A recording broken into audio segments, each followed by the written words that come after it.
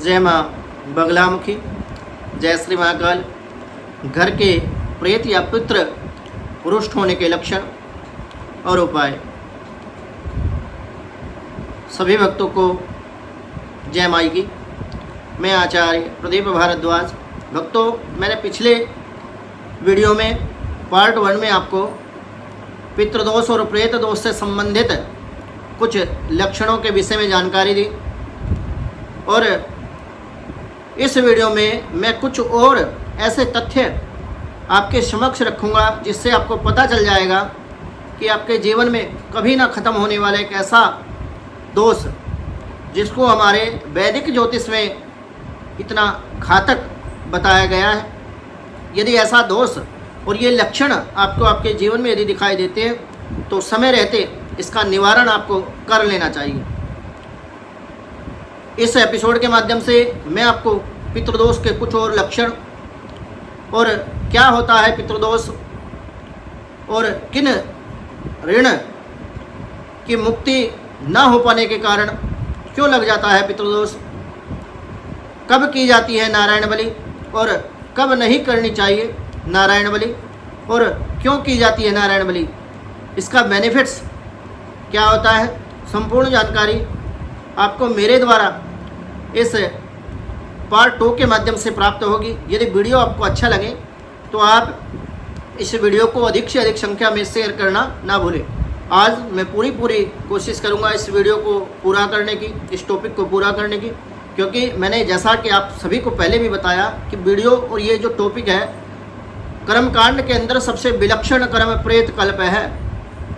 कोई भी पूजा पाठ, कोई भी जप तप कोई भी ब्राह्मण कर सकता है, परंतु प्रेत कल्प का जिस ब्राह्मण को वैदिक रीति के अनुसार ज्ञान नहीं है तो उसका समाधान समस्या पता होने के बावजूद भी नहीं हो सकता। तो अब बात कर लेते हैं कि पितृदोष के और क्या लक्षण होते हैं। कि घर के किसी एक सदस्य का कुंवारा रह जाना। मान लीजिए आप संपन्नता में हैं, करोड़ों रुपए की संपत्ति, घर, प्रॉपर्टी, कारोबार, गाड़ी, फैक्ट्री सब कुछ होने के बावजूद भी बार बार आप अपने आसपास या रिश्तेदारी में देखा होगा या आपने अनुभव किया होगा, बहुत अच्छा युवक है, संपन्नता है, पैसे की कमी नहीं है, प्रॉपर्टी की कमी नहीं है, इनकम की कमी नहीं है, कहीं कोई कमी नहीं है, लेकिन फिर भी शादी नहीं हो रही।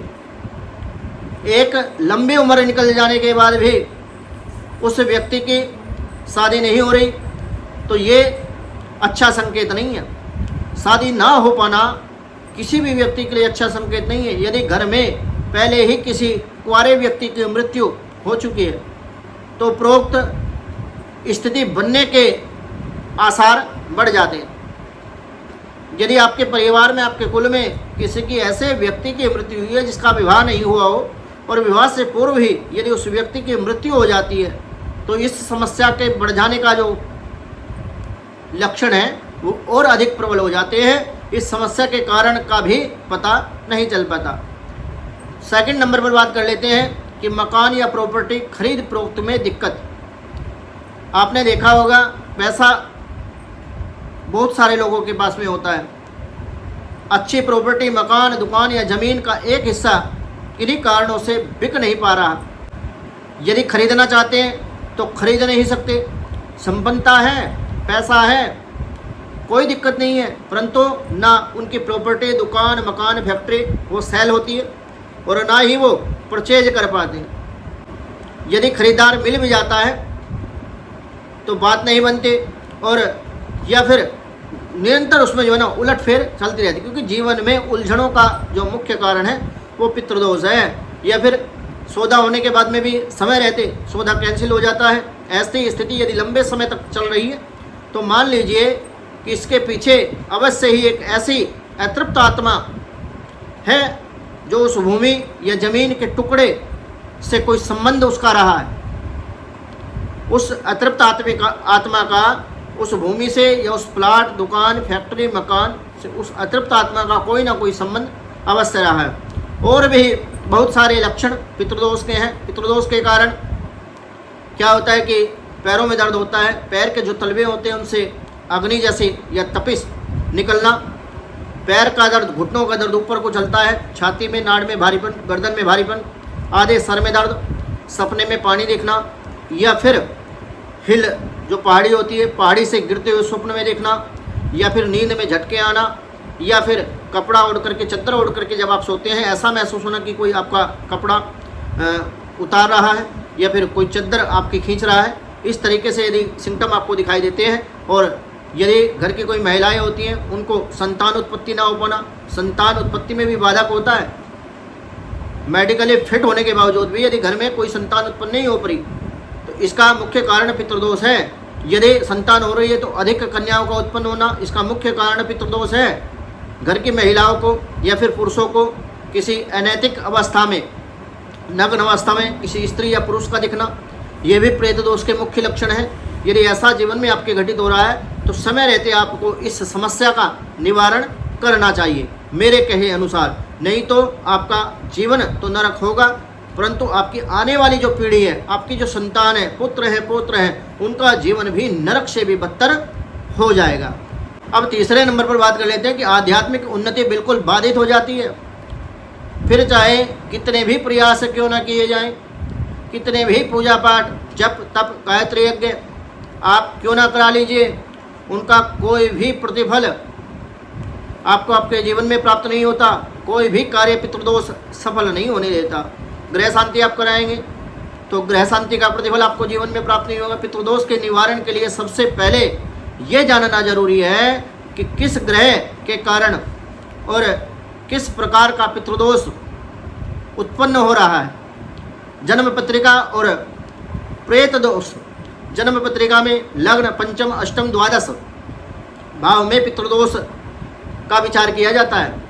लग्न से, पंचम से, अष्टम से और द्वादश से, इन भावों से, जन्म पत्रिका के लग्न भाव से इन दोष का विचार किया जाता है। और विशेष रूप से पितृदोष में मुख्य रूप से जो ग्रह वो सूर्य और चंद्र, गुरु, शनि, राहु और केतु, इनकी स्थितियों से पितृदोष का विचार किया जाता है। इनमें से गुरु, शनि, राहु की भूमिका प्रत्येक पितृदोष में महत्वपूर्ण होती है। इनमें सूर्य पिता, पितामह और चंद्रमा माता, मातामह, मंगल में भ्राता, भगिनी, शुक्र से पत्नी का विचार किया जाता है। अधिकांश लोगों की जन्म पत्रिका में मुख्य रूप से क्योंकि गुरु, शनि, राहु से पीड़ित होने पर पितृदोष उत्पन्न होता है। इसलिए विभिन्न उपायों के करने के साथ साथ व्यक्ति को यदि पंचमुखी, सातमुखी, आठमुखी रुद्राक्ष यदि वो व्यक्ति अपने जीवन में, अपने कंठ में अभिमंत्रित करा करके, पूजा आदि करा करके, रुद्राभिषेक करने के बाद यदि धारण कर लेता है तो पितृदोष का निवारण भी उसको शीघ्र जीवन में फलित होता है। यदि उसके बाद में आप पितृदोष का निवारण करते हैं तो उसका लाभ आपको आपके जीवन में कई गुना अधिक प्राप्त हो जाता है। पितृदोष दो प्रकार से प्रभावित करता है। पहले नंबर पर अधोगति वाले पितरों के कारण और सेकंड नंबर पर ऊर्ध्वगति वाले पितरों के कारण। तो पितृदोष जो है वो दो प्रकार का पितृदोष होता है। एक होता है अधोगति पितरों के द्वारा, एक होता है ऊर्ध्वगति पितरों के द्वारा। तो पहले नंबर पर बात कर लेते हैं कि अधोगति पितरों वाला दोष क्या है। अधोगति वाले पितरों के दोष का मुख्य कारण परिजनों द्वारा गलत आचरण, जो आपके पूर्वज हैं, अनैतिकता,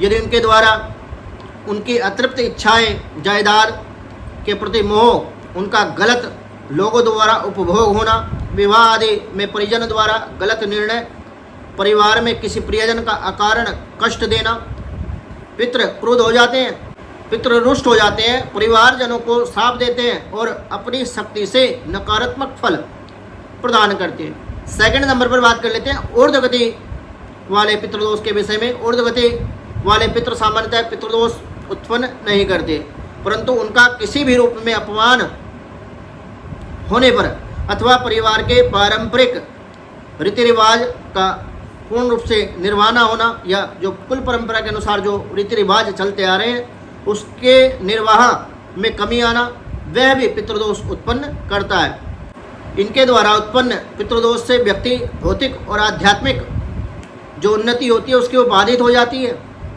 विभिन्न प्रकार के ऋण हमारे शास्त्रों में बताए गए हैं और पितृदोष हमारे ऊपर मुख्य रूप से 5 प्रकार के ऋण होते हैं जो हमारे शास्त्रों में बताएंगे, परंतु यहाँ मैं केवल 3 ऋणों के बारे में मुख्यतः विचार करूँगा, जिनका कर्म न करने, ऋण न चुकाने हमें निश्चित रूप से श्राप मिलता है। ये ऋण मातृ ऋण, पितृ ऋण, मनुष्य ऋण, देव ऋण और ऋषि ऋण, इनके विषय में बताया गया है। तो मेन रूप से जो मातृ ऋण होता है, माता एवं माता पक्ष के सभी लोग, जिसमें मामी, मामा, नाना, नानी, मौसा, मौसी, इनके 3 पीढ़ी के पूर्वज होते हैं, क्योंकि माँ का स्थान परमात्मा से कहीं ऊंचा हमारे शास्त्रों में बताया गया है। यदि माता के प्रति कोई गलत शब्द बोलता है, माता से कोई दुर्व्यवहार करता है, अपशब्दों का प्रयोग करता है, इसके फलस्वरूप उनको नाना प्रकार के कष्ट अपने जीवन में भोगने पड़ते हैं। इतना ही नहीं, इसके बाद भी कलह और कष्टों का दौर परिवार से कभी समाप्त नहीं होता और पीढ़ी दर पीढ़ी वो जो दोष है वो निरंतर चलता रहता है। सेकंड नंबर पर बात कर लेते हैं पितृ ऋण की। तो पिता पक्ष के जो लोग हैं वो हुए दादा, बाबा और पड़बाबा, ताऊ, चाचा, दादा, दादी। इसके पूर्व की 3 पीढ़ियों का श्राप हमारे जीवन को प्रभावित करता है। पिता हमें आकाश की तरह छाया, छत्र छाया देता है और जीवन में हमारे जो तरक्की, हम भौतिक तरक्की करते हैं, आध्यात्मिक तरक्की करते हैं, वो पिता के द्वारा ही हमें प्राप्त होती है।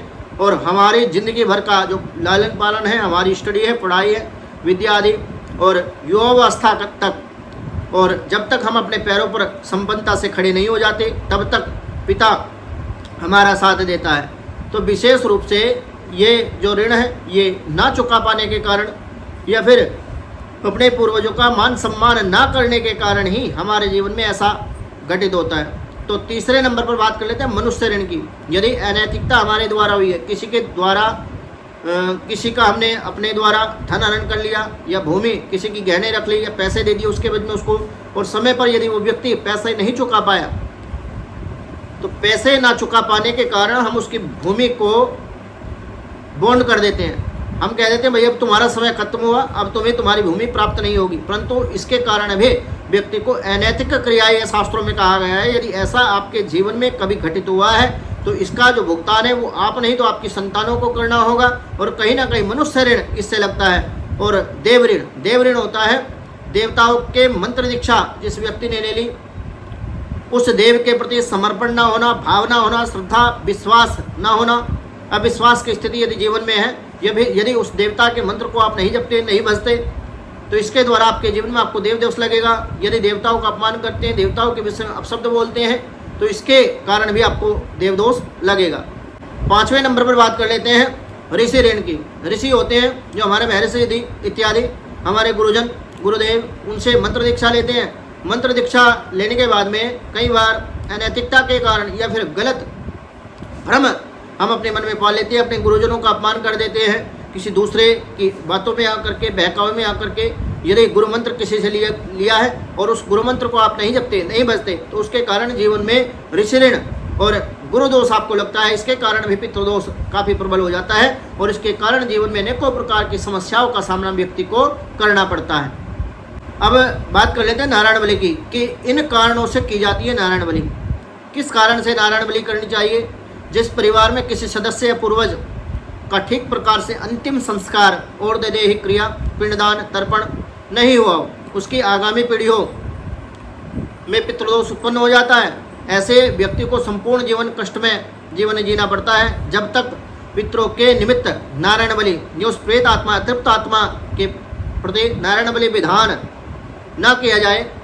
प्रेत योनि में होने से जो पीड़ा होती है, उस पीड़ा से वो जो अतृप्त आत्मा है वो भोगता रहता है। नारायण बलि यदि की जाती है तो परिवार के किसी सदस्य की असमयिक मृत्यु, अकाल मृत्यु, गरुड़ पुराण के अंदर चतुष्षष्टि मरण दोष के विषय में बताया गया है कि 64 प्रकार के ऐसे भिन्न भिन्न दोष हैं जिन दोषों के द्वारा व्यक्ति की यदि अधोगति मृत्यु हो जाती है, 27 महीने से ऊपर का बच्चा यदि गुजर जाता है और उनकी और दैहिक क्रिया शास्त्रोक्त विधि के द्वारा, विधि विधान के द्वारा यदि संपन्न नहीं होती, उसमें 64 प्रकार के भिन्न भिन्न काफ़ी दोष हैं, परंतु मुख्यतः मैं कुछ दोषों का विचार करूंगा। आप देखिए, यदि आपके जीवन में, आपके घर में किसी ऐसे दोष के कारण किसी व्यक्ति की अधोगति या फिर असमयिक मृत्यु यदि हुई है तो आपके कुल को प्रेत दोष लगा और पितृ दोष से आप ग्रसित होंगे, और उस अतृप्त आत्मा के कष्ट में होने के कारण ही आपके पूर्वज कष्ट में होंगे, जिसके कारण आपके जीवन में दुख व्याप्त होगा।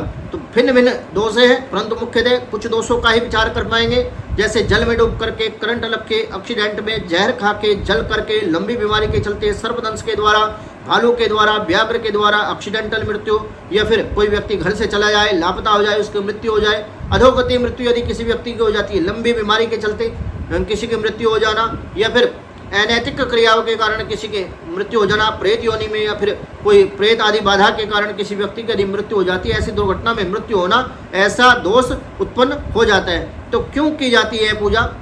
तो शास्त्रों में पितृदोष निवारण के लिए नारायण बलि, नाग बलि कर्म का विधान हमारे शास्त्रों में बताया गया है। यह कर्म किस प्रकार और कौन कर सकता है, इसकी पूर्ण जो जानकारी है वो मैं आपको यहाँ तो बड़ी सूक्ष्म तरीके से देना चाहूँगा। यदि आप अधिक जानना चाहते हैं, जो संस्थान का व्हाट्सअप नंबर है 9416681133, इस नंबर पर संपर्क करके आप पितृदोष और प्रेत दोष के विषय में अधिक से अधिक जानकारी अपने जीवन में प्राप्त कर सकते हैं। तो कौन कर सकता है यह कर्म, इसकी महत्वपूर्ण जानकारी होना जरूरी है। यह कर्म प्रत्येक व्यक्ति कर सकता है। जिन जातकों के माता पिता जीवित हैं, ये विधान वो लोग कर सकते हैं, परंतु जिनके माता पिता जीवित नहीं और अपने माता पिता के लिए यदि वो संतान करना चाहती है तो वो लोग भी इस विधान को कर सकते हैं। अपने पितरों का आशीर्वाद प्राप्त करना चाहते हैं, जिन जातकों के माता पिता जीवित हैं वे भी ये विधान कर सकते हैं। संतान वंश वृद्धि के लिए भी ये विधान किया जाता है। कर्ज मुक्ति कार्यों में आ रही बाधा से निवृत्ति हेतु भी ये विधान किया जाता है। और यह कर्म पत्नी सहित करना चाहिए। यह यदि पत्नी आपकी जीवित नहीं है, पत्नी आपके साथ नहीं है, तो कुल के उद्धार के लिए पत्नी के बिना यह कर्म किया जा सकता है। यदि आपत्ति काले मर्यादा नास्ती, यदि पत्नी जीवित नहीं है तो उसमें तो आपत्ति है, तो उसके बिना भी ये विधान किया जा सकता है। यदि पत्नी गर्भवती हो तो गर्भधारण से 5वें महीने तक यह कर्म किया जा सकता है। 5वें महीने के बाद ये कर्म नहीं करना चाहिए। कब नहीं की जा सकती नारायण बलि, नाग बलि? नारायण बलि गुरु शुक्र अस्त होने पर नहीं की जानी चाहिए, लेकिन प्रमुखतः ग्रंथ निर्णय सिंधु के मत अनुसार इस कर्म के लिए केवल नक्षत्रों के गुण व दोष ही देखना उचित है। नारायण बलि कर्म के लिए धनिष्ठा, पंचक और त्रिपाद नक्षत्र को निषिद्ध माना जाता है। धनिष्ठा नक्षत्र के अंतिम 2 चरण सततारका, पूर्वा भाद्रपद, उत्तरा भाद्रपद एवं रेवती, इन 4.5 नक्षत्रों को धनिष्ठा पंचक कहा गया है। कृतिका, पुनर्वसु, विशाखा, उत्तराषाढ़ा, उत्तरा भाद्रपद, ये 6 नक्षत्र त्रिपाद नक्षत्र माने जाते हैं। इनके अलावा सभी समय ये कर्म किया जा सकता है, क्योंकि ये और्धदेहिक क्रिया में आता है, तो प्रेत कल्प में इसको बताया जाता है। तो इस विधान को आप कभी भी और किसी भी शुभ नक्षत्र में तिथि वार की गणना करके ज्योतिष द्वारा तो किया जा सकता है। पितृपक्ष सर्वाधिक श्रेष्ठ है, तो पितृपक्ष में यदि नारायण बलि या फिर त्रिपिंडी श्राद्ध या नाग बलि आदि की जाती है तो सर्वाधिक श्रेष्ठ हमारे शास्त्रों में बताया गया है। इसमें किसी योग्य वैदिक ब्राह्मण के द्वारा यदि इस कर्म को करवाया जाए तो ये कर्म कहाँ करना चाहिए? ये कर्म गंगा, यमुना, हरिद्वार, नारायण बलि, नारायणी शिला या फिर पेवा, कुरुक्षेत्र और सरस्वती तीर्थ पे, प्राचीन तीर्थ पे, और हरिद्वार में मायापुर में श्री नारायण शिला मंदिर है, उसमें भी इस कर्म को किया जाता है। विशेष रूप से ये किसी नदी तालाब के किनारे भी किया जा सकता है। आपत्ति काल में पीपल के वृक्ष के नीचे भी किया जा सकता है। महाराष्ट्र में नासिक के समीप स्थित प्रमुख ज्योतिर्लिंग त्र्यंबकेश्वर में भी यह कर्म संपन्न कराया जाता है। संपूर्ण पूजा में कम से कम 3 दिन का समय लगता है, और इसका यदि पूर्ण विधान आप करना चाहते हैं तो कम से कम 3 दिन, यदि सूक्ष्म विधा के अनुसार आप इसको करना चाहते हैं तो ये 1 दिन में भी पूर्ण हो सकता है। वो आपकी सामर्थ्य के अनुसार है, क्योंकि 3 दिन में खर्च अधिक आएगा, और यदि 1 दिन में इसको संपन्न कराएंगे तो उसमें बिना जप के भी इसको किया जा सकता है। वो अपनी सामर्थ्य के अनुसार यदि आप सामर्थ्य रखते हैं तो 3 दिन के प्रयोग से ही आप इसको कराएं। अब बात कर लेते हैं क्या है नारायण बलि और नाग बलि। तो नारायण बलि और नाग बलि दोनों विधि मनुष्य के अपूर्ण इच्छाओं और अपूर्ण कामनाओं की पूर्ति हेतु की जाती है। इसलिए दोनों का जो काम्य है, कहा जाता है कि नारायण बलि और नाग बलि 2 अलग अलग विधियां हैं। नारायण बलि का मुख्य उद्देश्य पितृदोष का निवारण है, और नाग बलि का मुख्य उद्देश्य सर्प नाग हत्या दोष का निवारण है। यदि किसी के द्वारा अनैतिकता के कारण पूर्व जन्म में नाग की हत्या, इस जन्म में नाग हत्या हुई है, तो उस दोष की निवृत्ति के लिए नाग बलि, इनमें से कोई भी एक विधि करने से उद्देश्य पूरा नहीं होता, इसलिए दोनों को एक साथ ही संपन्न कराना चाहिए। अब पितृदोष के उपाय के विषय में बात कर लेते हैं। तो पितृदोष के विषय में वैसे तो काफ़ी सारे उपाय हैं, परंतु पितृदोष के लिए यदि आप सामर्थ्य रखते हैं तो 1.25 लाख गायत्री मंत्र जप और ब्रह्मा विष्णु महेश यम और प्रेत पंच पावन जो देवता हैं इनका यथासंभव जप कम से कम 10 हज़ार जप इनका भी होना चाहिए। और उसके बाद में नारायण बलि नाग बलि आदि कर्म करके यज्ञ संपन्न यदि करा दिया जाए तो पितृदोष का ये सटीक समाधान है। इसके अलावा आप त्रिपिंडी श्राद्ध करा करके भी पितृदोष से मुक्ति पा सकते हैं, क्योंकि त्रिपिंडी श्राद्ध का विधान भी हमारे शास्त्रों में बड़ा अच्छा है। यदि कोई सामर्थ्य नहीं रखता तो केवल बिना गायत्री जप के केवल रजोगुणी तमोगुणी और सतोगुणी जो देवता हैं उन देवताओं का जप विधान पूरा करके आप अपने जीवन में पितृदोष से मुक्ति पा सकते हैं। जो व्यक्ति पितृदोष से ग्रसित है उनको प्रत्येक अमावस्या के दिन 5 आटे की लोई लेकर उस पर थोड़ा सा देसी घी, थोड़ी चीनी या थोड़ा मीठा रख करके अपने पूर्वजों के निमित्त उसको जल से अभिमंत्रित करके आवटन करके तो वो गाय को यदि दें और एक जल का लोटा गाय के खूंटे में या गाय के पैरों में दें तो इससे पितृदोष धीरे धीरे खत्म तो नहीं होगा, परंतु आपको रिलीफ आपके जीवन में मिलेगा। सेकंड नंबर पर देसी गाय का जो गोमूत्र होता है उसका छींटा निरंतर सुबह शाम अपने घर में 43 दिनों तक यदि आप लगाते हैं तो ऐसा करने से भी आपको पितृदोष से मुक्ति मिलेगी और पितृदोष इससे शांत होता है। तीसरे नंबर पर बात कर लेते हैं गाय का जो कंडा होता है उसकी अग्नि आप बना लें। उसकी अग्नि में खीर अमावस्या के दिन खीर बना करके 5, 7, 11 होती है अपने पितरों के लिए दक्षिण दिशा की ओर अपने घर की जो किचन होती है भंडार घर जो होता है रसोई होती है उसमें दक्षिण दिशा की ओर देसी घी का दीपक उसकी जो बत्ती की लो है वो दक्षिण दिशा की ओर करके किसी घट के पास यदि जलाएं प्रत्येक दिन तो ऐसे भी पितृदोष समाप्त होता है, पितृदोष की निवृत्ति होती है और पितृ प्रसन्न होकर के अपने आशीर्वाद उस घर पर सदाशिव के लिए बना के रखते हैं। विशेष रूप से पीपल के वृक्ष की पूजा करने से पितृदोष की निवृत्ति होती है। पीपल के वृक्ष की परिक्रमा करने से पितृदोष की निवृत्ति होती है, प्रेत दोष की निवृत्ति होती है। पीपल की जड़ में जल चढ़ाने से पितृदोष की निवृत्ति होती है। पीपल